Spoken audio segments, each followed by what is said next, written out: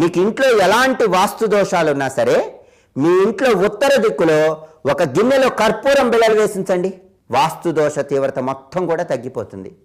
అలాగే చాలామంది వివాహం ఆలస్యమవుతుందని బాధపడుతూ ఉంటారు.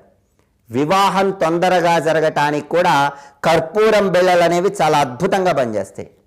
కర్పూరం బిళ్ళలతో వివాహ ప్రాప్తి ఎలా సిద్ధింపజేసుకోవచ్చో తెలుసా? మీరు శుక్రవారం పూట 6 కర్పూరం బిళ్ళలు తీసుకోండి, 6 లవంగాలు తీసుకోండి, కొద్దిగా పసుపు బియ్యం తీసుకోండి. బియ్యంలో పసుపు కలిపి, ఆ పసుపు కలిపిన బియ్యము, 6 లవంగాలు, 6 కర్పూరం బిళ్ళలు, వీటితో దుర్గాదేవి చిత్రపటానికి అభిషేకంలాగా చేయండి, అంటే చిత్రపటానికి సమర్పించండి.